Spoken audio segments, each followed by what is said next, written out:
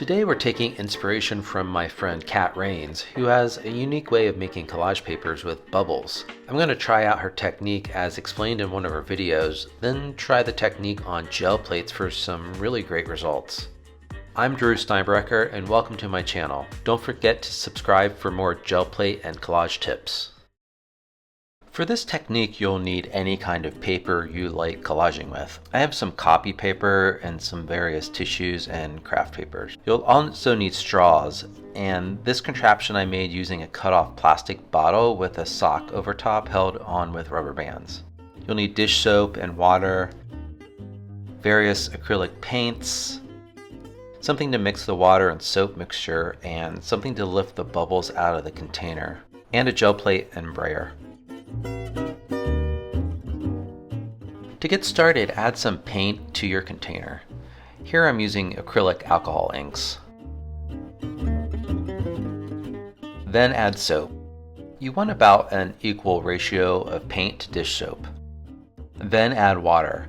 I'd add about double the amount of water as paint and soap. Then stir the mixture. Next, grab your papers.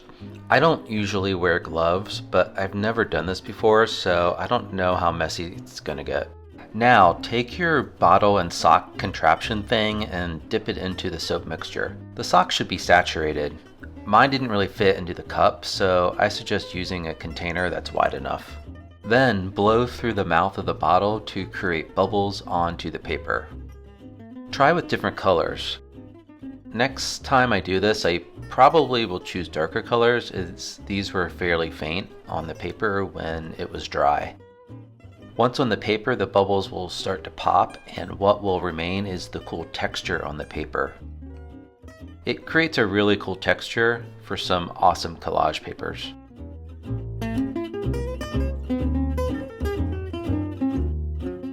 Next, I'm going to try making the bubbles with a straw. Mix your bubble paint solution the same as before. Then take your straw and blow into the mixture, just like you did with your drinks when you were a kid. You need the bubbles to extend beyond the container so you can scrape them off onto the paper. Then do exactly that. Move the bubbles from the container onto the paper. You can see here I had some issues with this, and it took me a few tries to figure it out. The secret for me was to get as many bubbles as possible above the rim of the cup I was using so that you can easily drop them onto the paper.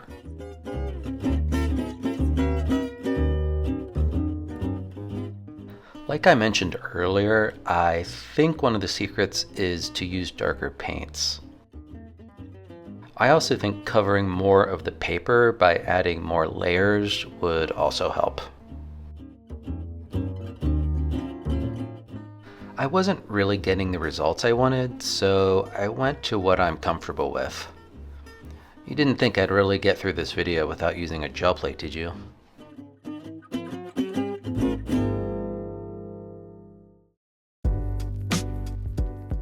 So out come the gel plates. I decided to first try putting the bubbles on the plate to see what happens. This is the same soap and water mixture as before, just without the paint. I stirred it until I got some suds and added them to the plate.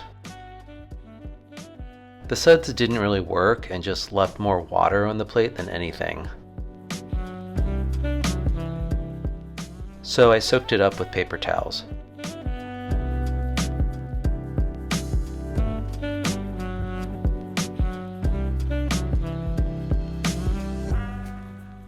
I grabbed some paper to pull up some of the watery paint mess and got some interesting results.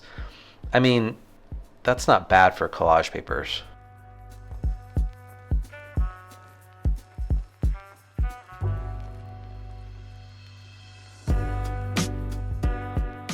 I went ahead and pulled the prints, mostly just to get the paint off the plate. And there's some pretty great texture there, so maybe it did kind of work.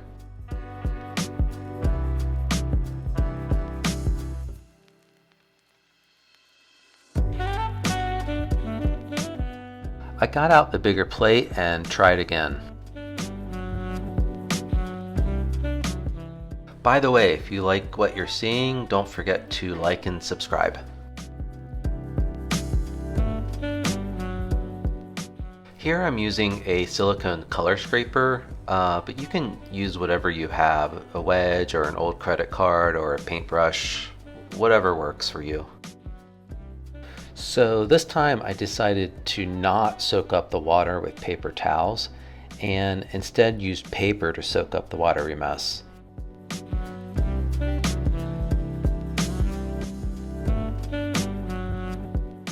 Again, it kind of gave me some decent results.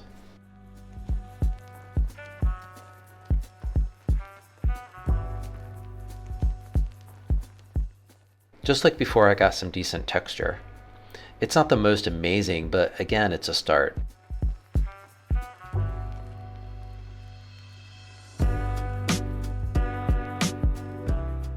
So I took those papers I used to kind of soak up the water on the plate and printed over top of them. And that's when I really started to like what I was seeing.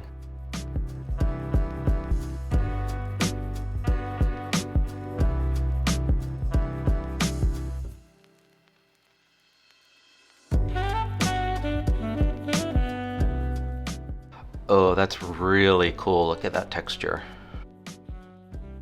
By the way, the paper here stuck on the plate because I didn't let it dry long enough before pulling the paper. It's still cool regardless. Don't forget, if you're going to print over top of something already on the paper, then you want to use a transparent paint on the plate so you can see the layers when you print. In this case, I used golden fluid acrylic, which tells you the opacity on the bottles. I love the randomness of this texture. There's just no way I would have been able to get that any other way than with the suds on the plate. Okay, so I started a third time and took the same approach. I stirred up the bubbles and put the suds on the plate. And then I realized something. The suds were too watery, and the only way I was going to get less water was to use the straw and or the bottle sock contraption and create actual true bubbles, not watery suds.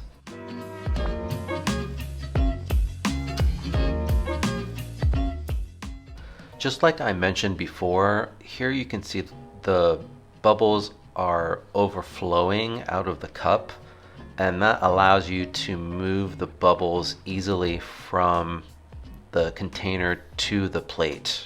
So that's a secret to consider when you're doing this.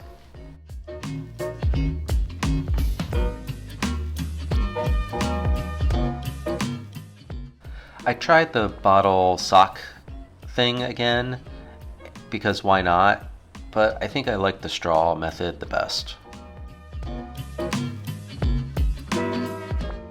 This time I also decided to use a dryer, and it worked. I guess it popped the bubbles faster? I don't know, but now we're getting somewhere. There's no exact science to tell you when to stop using a dryer. I just kept going until I thought it looked dry enough, but you can see here I still had to use some paper towels to pick up some of the water on the plate. And then once it's completely dry, you do what you normally do, add more paint to the plate, the paper, press, and pull the print. So far this has been my favorite print. That texture is really amazing. Look at that.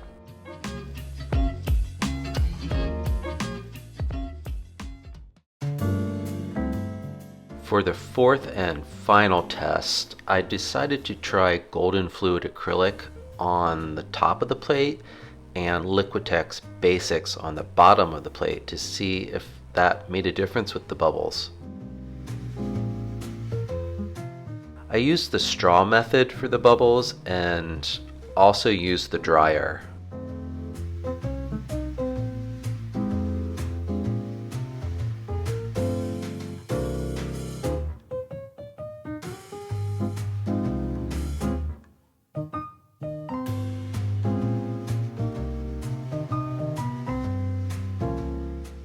You can see the fluid acrylic and the Liquitex basics did react differently and gave different textures.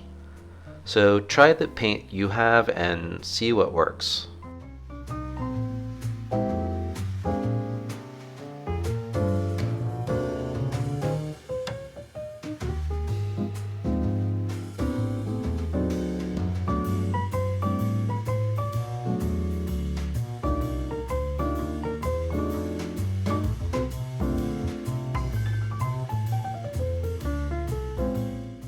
I used 2 different colors to pick up the paint off the plate and once again got some really great results.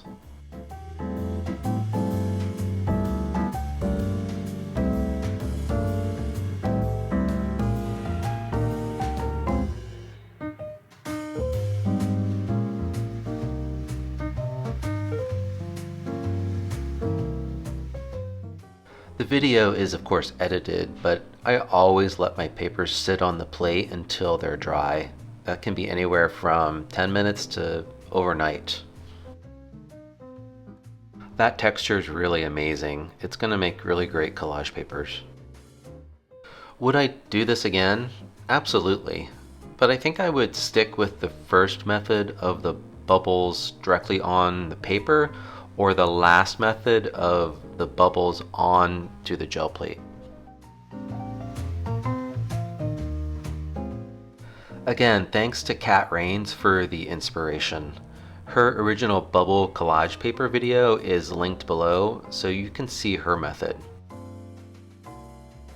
And again, thanks for watching this video, and please like this video and subscribe to my channel for more gel plate and collage tips. See you next time.